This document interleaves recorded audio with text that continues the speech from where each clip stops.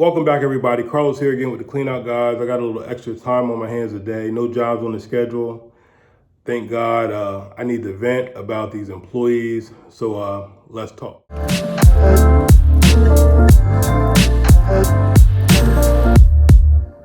All right, where do I start?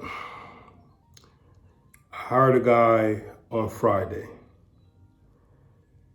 He told me at the interview he needed a job. He wanted to work. Younger guy. He said he had transportation. If he didn't, he'd walk to work. He doesn't live that far from me. So I hire him. Actually, I didn't really hire him. I let him go out with us for a day. And I said, okay, you come out, ride with us.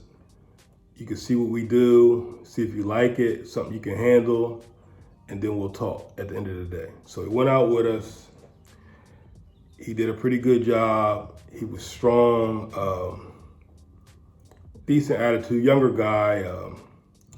He cussed a lot, but I figured I could work with that as long as he's not cussing in front of the customers. All right, so Friday we get in. I say, okay, how'd you like it? He said he liked it. He wanted to start. I said, okay, I'm gonna give you a try. So I get in that evening, and most of my other guys, they really don't work on Saturdays. So I said, okay, well, I'll bring this guy in. I had a few jobs on Saturday. So I sent him a message. Hey, need you to be here at 7:30 tomorrow morning. Okay, that's the response I get. Half an hour later, text is back. Do you mind if I start Monday? Because my mom needs a car. She has surgery. The dog ate my homework, whatever. So that was a huge red flag. And I told him, look, I need somebody that can be there when I need them. You can't do that. I'll just find somebody else. I didn't get a reply. So I took that as, you don't want a job. Took him out of the system immediately and was done.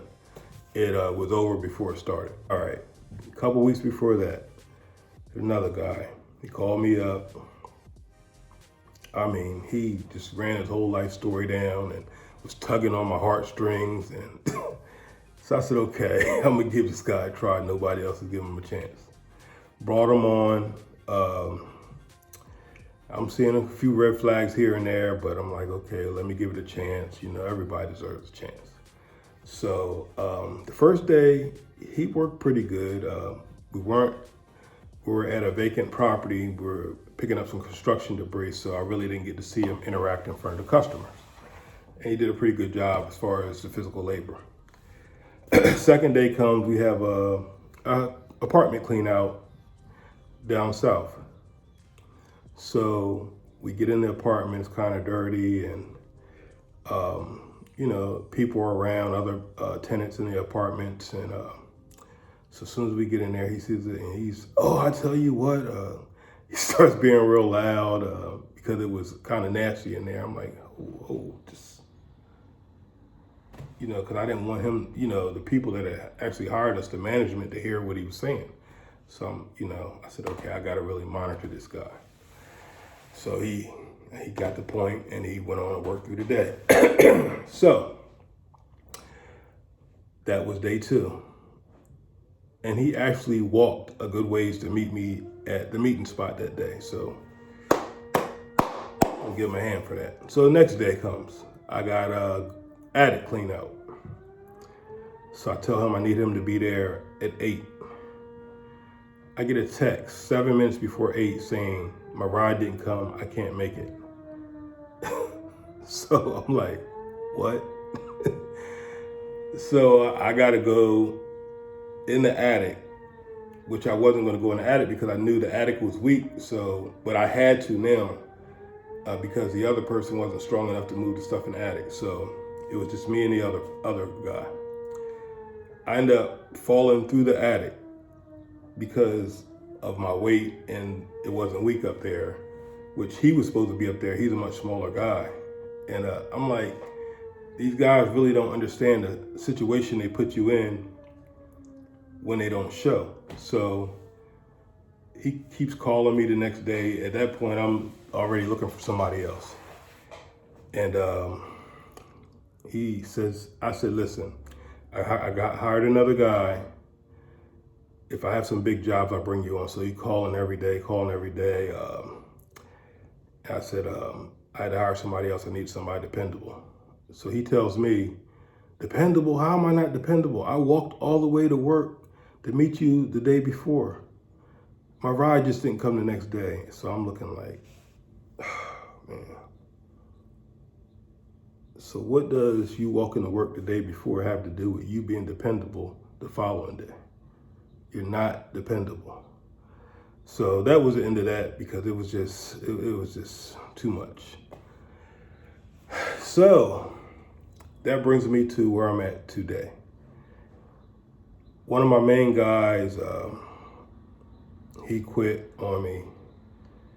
I guess he's going through it with his old lady and he's leaving or whatever. So now I'm stuck. I got a big job coming up tomorrow that he was supposed to go on. Now I got to go out myself. And I'm like, from now on, I'm going to screen the hell out of these guys before they work for me. I always hire now. I didn't before because I was desperate and just needed people. I'm hiring on attitude first and ability second, because I need your attitude to be right. I need you to be able to have good customer service skills, to be able to talk in front of customers, interact with the customers, and all that. I used to hire just anybody. I mean, nothing against people with tattoos on their face. I don't give a damn if you got tattoos on your face, your ass. It doesn't matter to me. I would give you a chance because everybody deserves a chance. But from now on, if you want to work with me, attitude first. I need to look at your previous work history. If I see 15 jobs in the last 2 years, it ain't happening. If I see inconsistency in work, big long gaps and no valid reason, it ain't happening. So I know I'm ranting on, but I just had to get this out because this is terrible. People don't want to work, and these are young people. They don't want to work. My advice to you guys that are out there hiring is hire on attitude and people that are dependable and people that are going to be on time. If not, they're going to put you in a hole, and it's going to affect your customer. You're going to start to get poor reviews, and you don't want that. So be careful out there hiring. Make sure they really want to work, and make sure they represent your company in the right way. All right, guys, thank you for sitting here, listening to me vent. Until next time.